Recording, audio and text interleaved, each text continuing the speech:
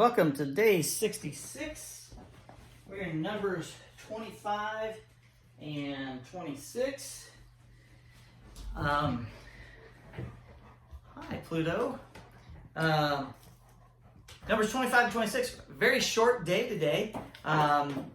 Understanding what numbers are for these chapters, and three important points. Two of them kind of go together. We start out really in 25 about worshiping other gods, and here's the beginning of the end. Actually, it's always been the beginning of the end. From Adam on, it's just nonstop sin. Just it creeps in. They do it on purpose. They don't do it on purpose. God makes a way for them to be make atonement for their sins, and it just keeps on going.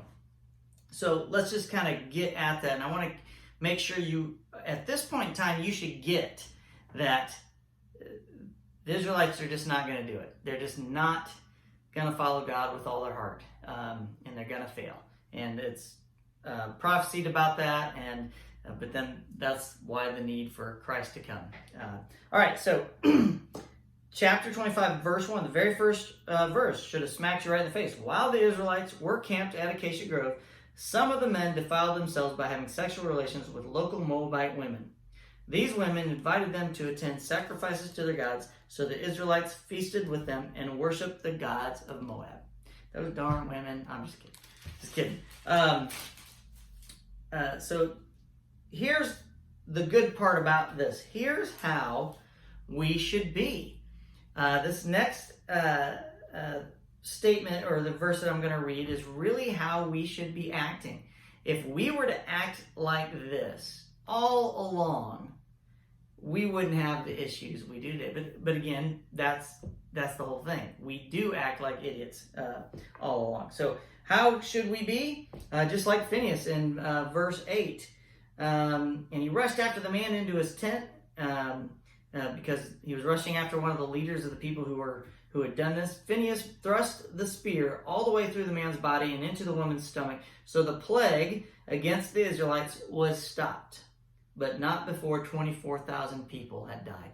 That is what is amazing about this, is that I keep hearing, well, God, if God was a good God, he wouldn't do this. He wouldn't hurt his people. Really? I mean, you obviously have not read your Bible if that's the case, because there are consequences to the things we do. And thankfully, Jesus has taken away our screw-ups for us, our sentencing, because really we deserve quite a bit of what has happened. And then the last point I want to make today is who gets to go to the Promised Land? What's this Numbers book all about? All these things that we have to do, and how many people there were? Well, there was a census they took, and there was like 600,000 men between the ages of 20 and 55 or something like that.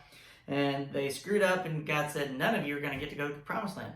So in chapter 26, it's talking about the people who are going to get to go. And they take another census. And guess what? There's like 601,730 registered troops.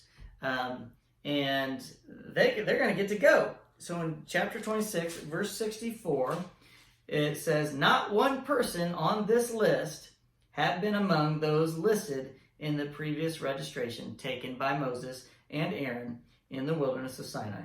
For the Lord had said to them, they will all die in the wilderness. Not one of them survived except Caleb, son of Jephunneh, and Joshua, son of Nun. So God is true to his word. He's not a man like we learned yesterday. He is not going to lie. And what he sets out to do, he does. So that's what you should be getting out of Numbers, really. That's day 66. I'll see you tomorrow.